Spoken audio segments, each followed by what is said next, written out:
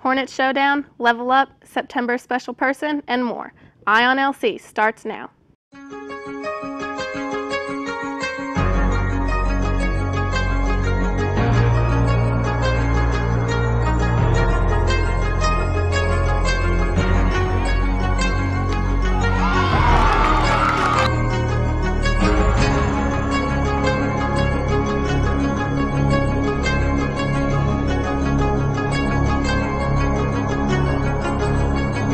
Hi LC, I'm Mandie Ramirez. If you attended the Hornet Showdown, then you know exactly how fun it was.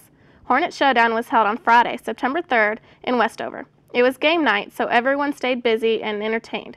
Winners received many excellent prizes. Prizes included $25 iTunes gift cards, $25 iTunes gift cards, $20 Subway gift cards, movie tickets, DVDs, items from LC and Pace, t-shirts, and tons of other fun stuff. If you were unable to attend, this is what you missed out on. Alright, here we go, fellas. It's going to be our first question of the night. In 2006-2007, there were 12 LC students transported to the hospital for alcohol-related emergencies. What percentage of these were freshmen? Is everybody done? Alright, let's start with you. Let's flip yours over. 28% to the next one.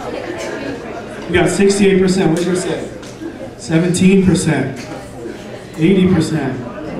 80%. 50%. Well, guys, the correct answer is 58%. Evan's our winner. Clap it up for him, guys.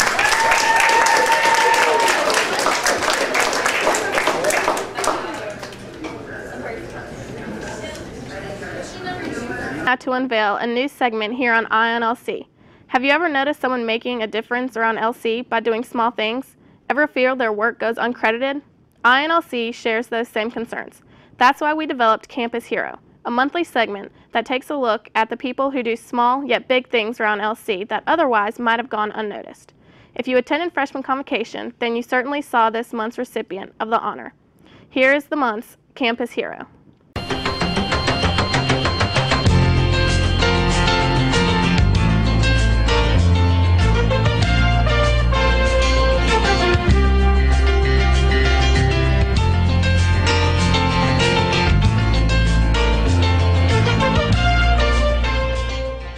If you have ever been to a Lynchburg College commencement ceremony, you know who this guy is. But you might not know his name. His name is Victor Gosnell. During the day, he works in, as he calls it, the boroughs of Randolph College as the Chief Technology Officer. But after work, well, why don't I let him tell you? I'm Victor Gosnell, and I teach ASL classes at CVCC, and I'm also working here at Randolph College, and I also interpret for Lynchburg College and Sweetbriar College. So, various places that I get to go and interpret for many different events and things that are going on in the area. And he is no amateur. His experience in sign language spans over 3 decades, and his interest with sign language came at a young age, and of all things, an English class in his hometown of Frederick, Maryland. I grew up in Frederick, Maryland, which is the city where the Maryland School for the Deaf resides, and our schools were across town. And our school was approached by the administration of the School for the Deaf asking for volunteers to be in a program where they integrated the hearing students with the deaf students. So there were 13 deaf students that volunteered. There were over 150 students that applied for the program, and I was fortunate enough to be one that was selected. And we met 3 times a week. They paired us up one-on-one, so it was one deaf person, one hearing person, and it was actually an English class. And we had regular English assignments, homework, everything just like any other English class, but we had to do it in tandem with our deaf partner. So we had to learn sign language to communicate to complete our class projects. His talents have taken him numerous places across the country and the world, translating everyone from tourists in foreign countries to the president himself. I have interpreted all over the country, various states. I've been to Israel twice, interpreted with groups of deaf that have traveled there. Interpreted for a deaf lady who went on a trip to Egypt once. I actually have interpreted inside of a pyramid, and interpreted while riding on the back of a camel. I've interpreted on boats crossing bodies of water. Locally, I've interpreted for dignitaries that have been in the area. In fact, a few years ago, well, many years ago, probably about the time you were born, William F. Buckley and Walter Mondale were hosted at Lynchburg College for a debate. And a friend of mine and I went there and interpreted for those two.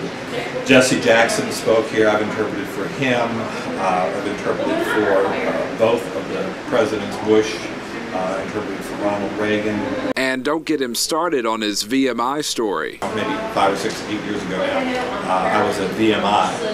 They invited me out to interpret because George Bush was speaking to their class up there. And so I went up and was standing there before he came out. And then when the program was over, Secret Service came up and escorted me out before he got off the platform. And I actually went out through the back. It was very interesting because as I went through the back, here were all these guys in full SWAT regalia with automatic weapons just standing back there with their helmets on, their shields on, and that's how they took me out through the back. It was a scenario that the average person doesn't get to see. If you've ever seen a black and yellow Harley Davidson around town, chances are it's probably him. Well, I have ridden a bike for over 30 years too. Just after I came here, I was looking for a new bike, and I actually had it narrowed down to 2. There was this one, there was another one that was just pretty much all black. But I liked the look of this, and the thing that pushed me over the edge was that it was Randolph College colors. So as Mr. Gosnell rides home after another day, let's remind you again just who he is. I am Victor Gosnell for I on LC. As mentioned earlier, the segment will be featured once monthly on the show. If you know someone who is deserving of being October's campus hero, send an email to ionlc@lynchburg.edu and with the reason why they should be chosen as October's campus hero. With Labor Day right around the corner, NPHC is sponsoring a Labor Day cookout. The cookout will be held in front of Montgomery from 4 to 7 p.m. Come out and enjoy free food, entertainment, and other festivities. While there, get acquainted with Alpha Kappa Alpha sorority, Delta Sigma Theta sorority, and Alpha Phi Alpha fraternity. Also, learn more about NPHC.